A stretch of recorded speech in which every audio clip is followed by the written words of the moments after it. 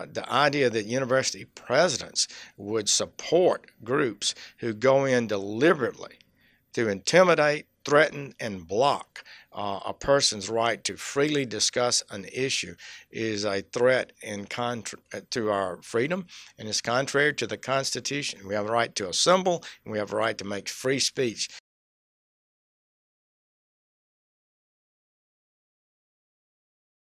I'm Rob Bluey with the Daily Signal. We're coming to you from the Turning Point USA High School Leadership Summit. We're joined by Attorney General Jeff Sessions. It's great to be with you this morning. Thank you. It's good to be with you. And I think high school students often form their basic values in high school. I sort of did. And, Certainly, me too. And I joked about one hardcore leftist that was trying to deny his heritage, but what you do in high school often does reflect your philosophical approach to life. Your values, political views are shaped often in high school, in families, and there's nothing wrong with that. But it's a interesting opportunity to speak to these young people. Well, and certainly probably could be a life-changing experience to hear from so many powerful speakers, including the Attorney General of the United States. What message do you hope to leave them with today? I'm going to leave them with the message that what they do makes a difference, that they should arm themselves intellectually for the battles that will be coming and they face when they get into the universities. I'm going to affirm with detail the value of free speech and debate in America, because there's clearly a one-sided view often in the universities and colleges in America, and that young people who adhere to traditional, more conservative values often find a hostile environment. And they have to be strong and be prepared and not be afraid, because truth tends to win out. Well, your department, under your leadership, has taken a role in which it's trying to protect that free speech of college students. And one case in particular at the University of Michigan, where they have a biased response team, you decided to intervene in that case. Can you tell us why the department chose to get involved? They had such a vague standards for speech, like bias, I think, and some other phrases that they used without any legal tradition, no clear definition, and basically it sets a improper standard or limitation on the right of Michigan students to be able to speak. Now, we filed our complaint, and I have to say, or joined in the complaint against University of Michigan, which we have a right to do legally. And I think the next day they withdrew and reevaluating their position. So I think the action by the students, our joining in that action, helped them to realize that this is not consistent with the Constitution. The Constitution is clear about speech. When would you suggest that policymakers get involved, and what steps can they take, maybe at the state level? You have a lot of state publicly funded universities, when these free speech debates pop up?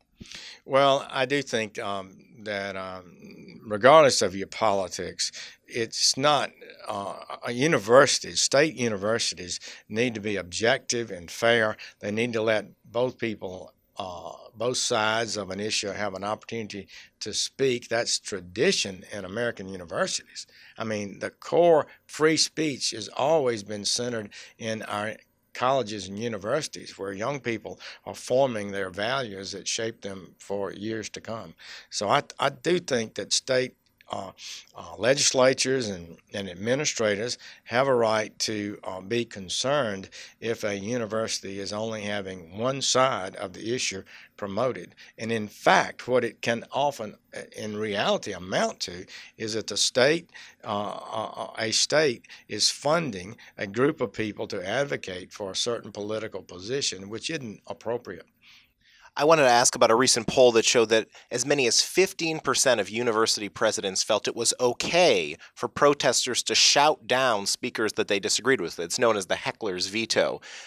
Is that concerning or troubling to you that these leaders of these college campuses think that it's okay to engage in that behavior? It's extremely troubling. It's almost amazing. What we were taught, and what I think the American tradition teaches, is that you respect other people's views, you engage them at an intellectual level, not a personal level, and you allow them to have their say. The idea that university presidents would support groups who go in deliberately to intimidate, threaten, and block a person's right to freely discuss an issue is a threat to our freedom, and it's contrary to the Constitution. We have a right to assemble, and we have a right to make free speech. That's what the Free Speech Clause is all about, actual debate on substantive issues. That's what the founders had in mind. They believed that out of the cauldron of debate that truth emerged. They also believed in objective truth. They believed there is a right and truthful answer to most problems, and our duty here is to try to figure out what the truth is and then make the right decision, and that comes from debate. What about the role of law enforcement when sometimes these protests turn violent? What role would you suggest law enforcement play here? They have a role. We had the situation, I think, at Middlebury College, where the speakers are conservative and liberal. The liberal was a faculty member, was assaulted and actually injured. I think had to go to the hospital. So yes, I think police have a right and a duty. We learned that in the civil rights days. People have a right to march, they have a right to speak, and they cannot be blocked or intimidated, and police have a responsibility to protect that right. What should students know as these high school students you're speaking to today? Obviously, they're going to be going to college. What should they know about their rights and their ability to bring speakers, sometimes if controversial, to their campuses? Well, I think they should know their rights and to know that they can invite and should be able to invite, according to reasonable rules of the university, speakers that may be controversial, and that they should push back if people try to intimidate them from doing so. I just believe that it's really excellent where young people think through their rights, prepare themselves to defend them, and don't back down when they're convinced that they're doing the right thing. And finally, I want to ask you a personal question because you're somebody that we've long admired at the Daily Signal for your approach to civility and tolerance and engaging with people on the other side. Despite the fact that you've come under attack from opponents and critics and the press, how do you approach it personally and, stay strong in your personal belief?